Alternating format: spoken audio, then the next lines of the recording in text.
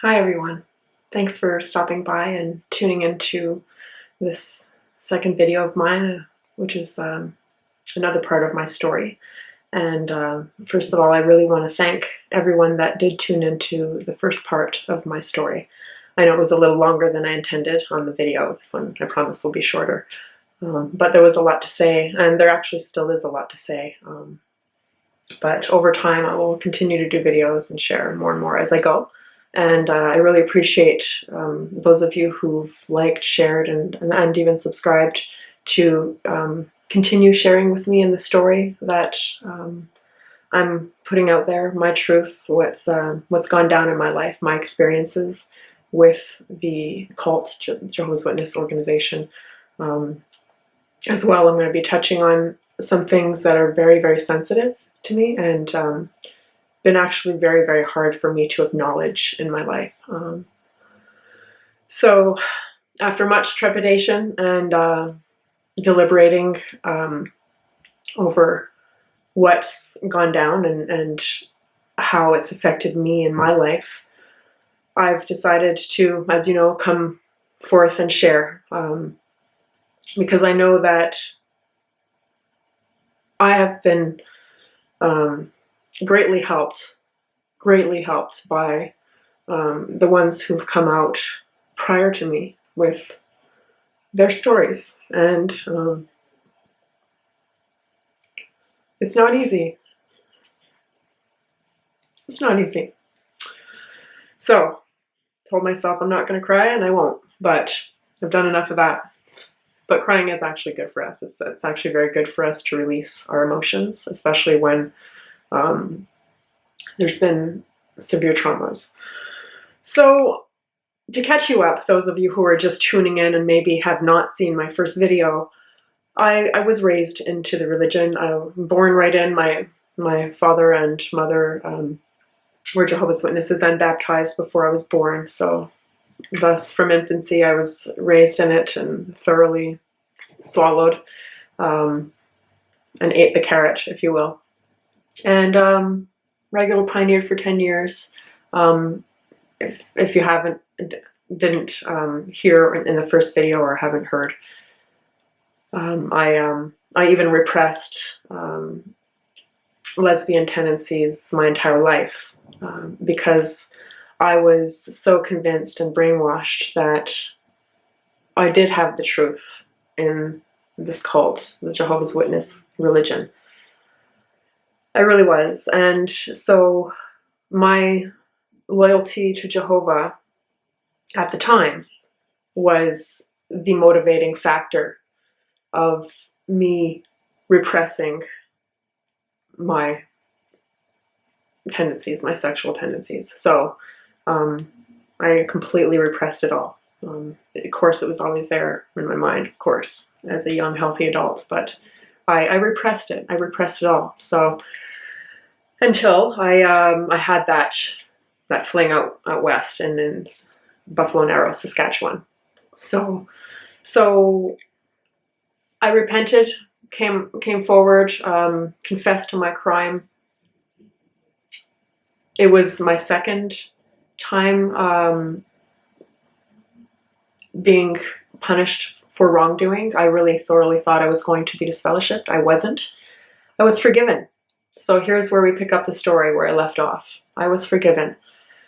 And I had touched on a little bit about the Judicial Committee, in that the elders questioning me get into great detail about what happened with my affair with this other sister in the congregation, and of which is actually truly intrusive and invasive. And there's certainly things that they don't need to know. And it's just really disturbing, to be honest. But that aside, there's something else I did want to touch on that is quite a huge part of my story that started to make its way into my awareness and my consciousness. So because all I ever knew was the organization, the Jehovah's Witnesses, what my father and my stepmother fed me spiritually, and in life in general. I really, really did believe I had a normal life.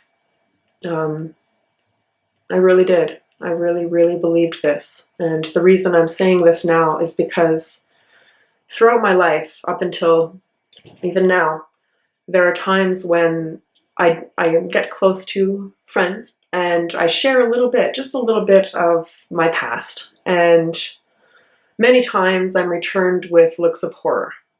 And it's happened all my life, all my life, all my life. And I would be told, Shauna, this is not a normal childhood you have. And this was not from worldly people. This was even from people in the organization. I was told I didn't have a normal childhood. I was told I probably should talk to someone because there was probably issues, of which since then I have. I've gotten help, and it's actually been liberating to me. But the reason I'm mentioning this now at this point in my story is because when I was being questioned by the Judicial Committee and by the elders, they started veering into my childhood, questioning me about my childhood, actually, and about what went down in my childhood, certain things. And to be honest, I don't even really recall what it was that I was telling them. All I know is that I was telling them what I knew about my childhood and what happened and certain things. And again, I was greeted with looks of horror from some of these elders. And I even kind of tilted my head and thought, well, that's interesting, that these elders are looking at me in shock and horror about some of the things I'm saying about my childhood. And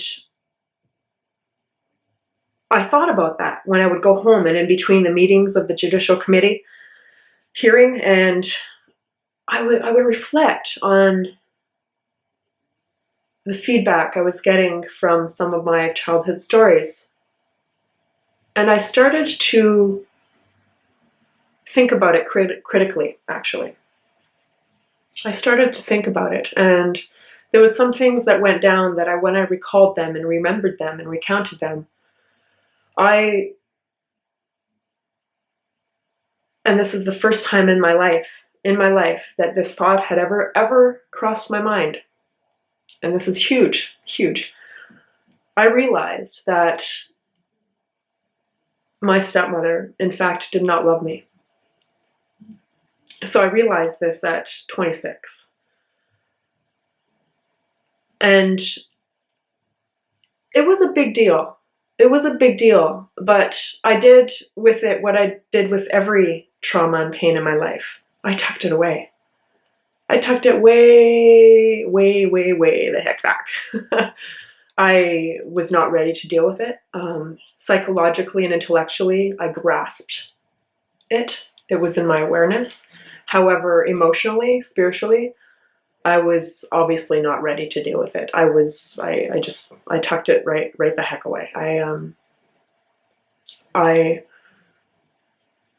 was obviously alarmed and really troubled by that thought, but I didn't, like everything up until that point in my life, I ran from that.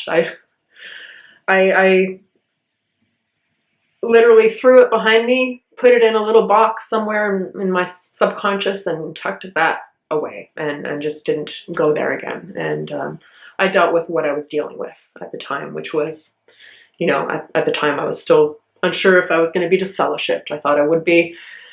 I mean, the migraines were happening, sleepwalking, there was a lot of stuff going on. And this is what brings me to the next part of the story, and this is where it was the deciding factor for me on leaving the organization. This is what it was. It wasn't even my lesbian nature.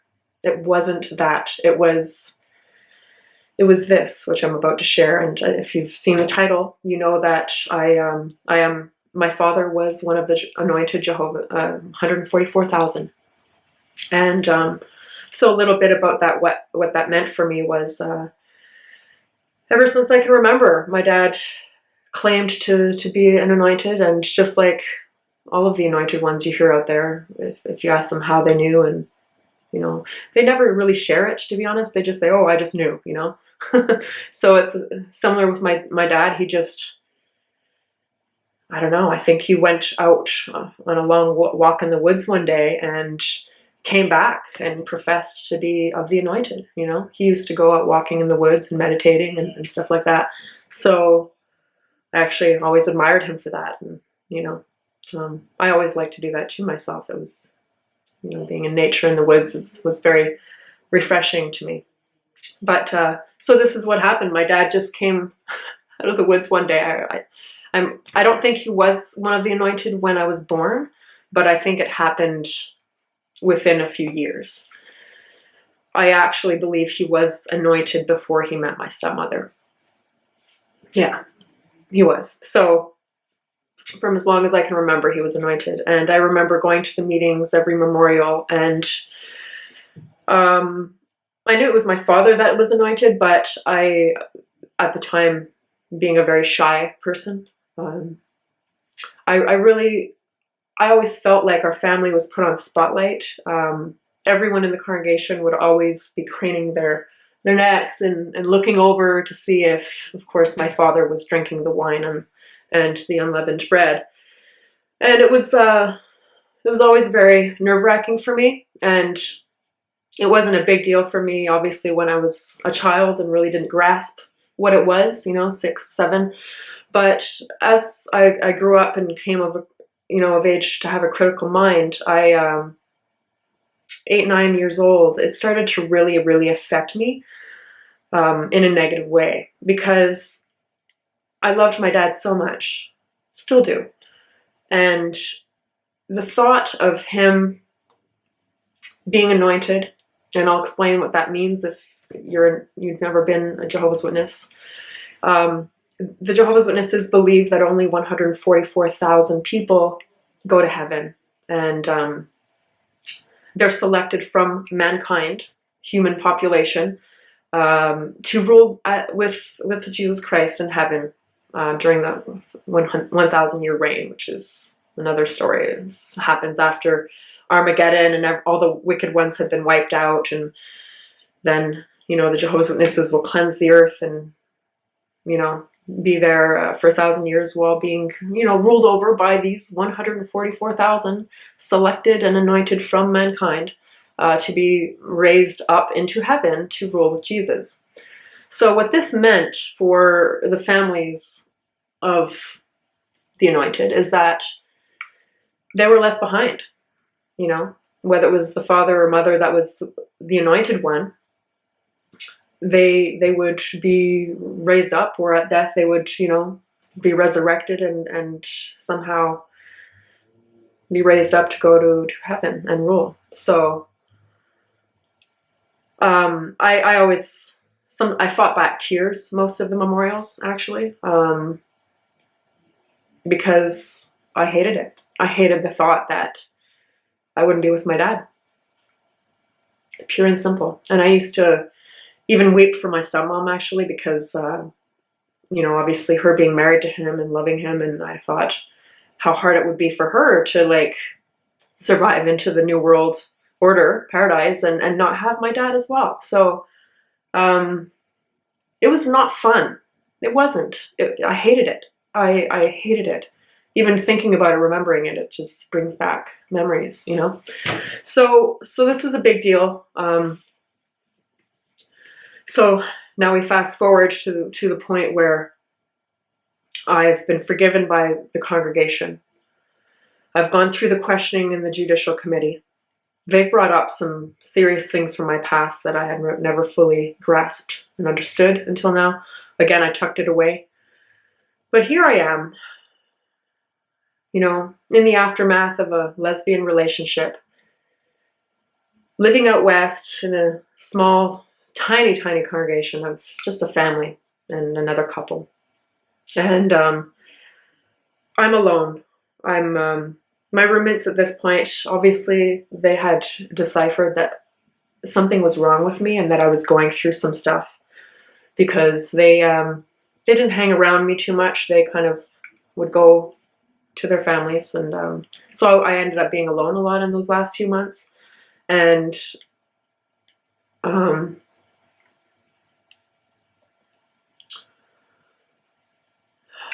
it was really hard, really, really hard.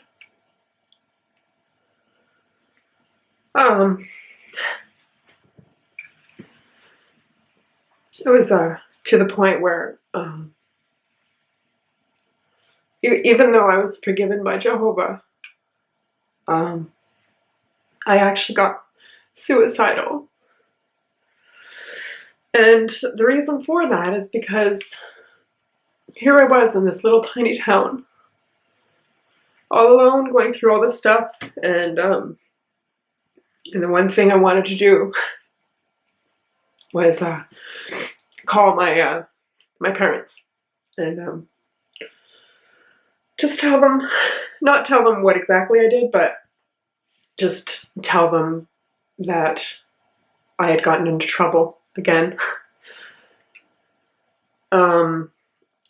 And that I had been forgiven, thankfully, by Jehovah, by the organization, and that I just, all I really wanted to hear, I guess, was that they still loved me, and that they would, support me, and obviously still love me, and despite my failing at that point in time.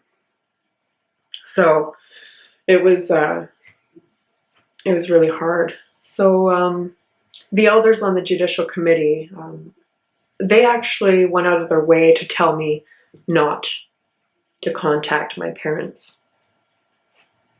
I thought that very odd, to be honest. I was alone. I had no, even the friend I had moved out there with was almost estranged to me at this point. So I really needed them to talk to. So I called home, and I ignored the elders. I said, I'm sorry. And I even told them that. I said, I'm sorry. There's nothing you can say or do that will make me not talk to my parents right now. I don't have to tell them what I did, but I will tell them that I fell into misconduct again, and that I repented, and I came forward, and I've been forgiven, and that I'm working hard to get back to where I was. So I didn't think there was anything wrong with that, and I still don't. And I think they had no right to tell me not to talk to my parents, but I could see in their faces they knew I would, and I knew that they knew that was a bad idea. And ultimately, when I look at it from their perspective, it was a bad idea, because that's actually what led to my finally leaving. And I think it's very important that I share this, because many people are really disillusioned into thinking this really is the truth and the true religion, and that these anointed ones are so infallible. When in fact, obviously, we know that's not true. I mean, the reason we are even told they're chosen from among mankind is because they are imperfect. They have gone through the trials and tribulations that we all have, So this is why they were chosen, apparently, from humans, so the humankind, is because they were imperfect humans who will have erred and failed and fumbled and made mistakes, but because they'd been through the experiences of what everyone faces, being an imperfect human, they, above everyone else, should have compassion and love, especially for the ones who falter, the weak ones. And I mean, even if you look at Jesus' life and what he represented, that's exactly how he was. He went to the lonely and the downtrodden and the ones that were the most troubled. That's who he came to help, you know? So I did. I called my parents. It was my stepmother initially that answered, and I explained my situation. Again, I did not say what I did. I just said that I fell into wrongdoing, and I explained, and I have to give it to her. She was unbelievably supportive, unbelievably supportive, and that was comforting, especially in light of what I had realized about her in my past, in that there was a lot of pain and trauma. And the fact that I'd realized that she really didn't even love me back then to have done certain things. That was massive. So I spoke to her. She understood. I was very comforted, and I love her to this day for that, because I really did need that support. And my father wasn't around, so I kept calling. And I kept calling, and I kept calling. I think I called probably for a few months, and he was never there. He never answered the phone. He was never there. It was always my stepmother. And I just thought, all I want is to be able to talk to my father, who I was very close to all my life. I had such what I felt was an unbelievable bond with him. I mean, I really thought he was just a great man. But he didn't talk to me. He didn't come to the phone. And eventually, I think my stepmother felt guilty, because obviously she was lying every time when she said he wasn't there, you know, or he was in service, or he was this, or he was that. And finally she confessed. She finally confessed and said, "Shauna, he's not ready to come to the phone." And I'm like, what? What do you mean he's not ready to come to the phone? And she said it again. He's just not ready. So I got off the phone, and I let the weight of that sink in. And that's what did it. That's what ultimately did it. I took a few weeks to really let that sink in. And I'd look at myself in the mirror, and I'd say, I don't feel like a bad person. I'm not evil. And I looked at myself really honestly, and I said, you know, I'm a good person. I have a good heart. I have a lot of good to give to this world.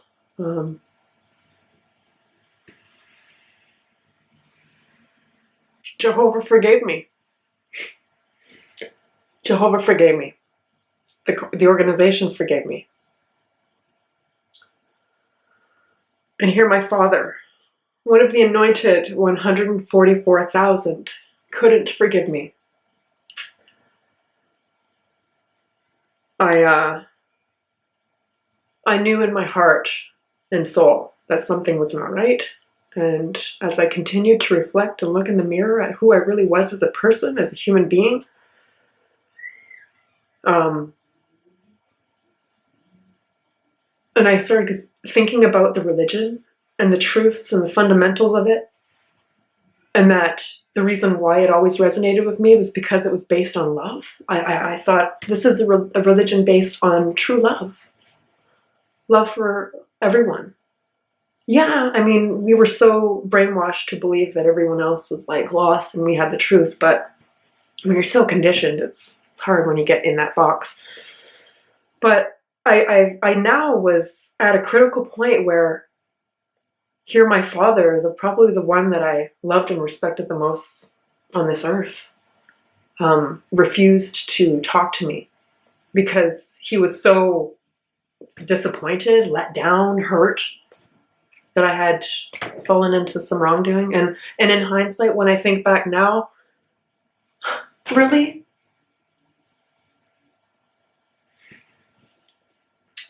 So that's what did it.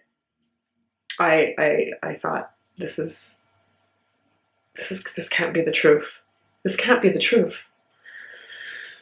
And I'm going to mention quickly another quick note, and then I'm going to finish the video, and I'll continue in another one. But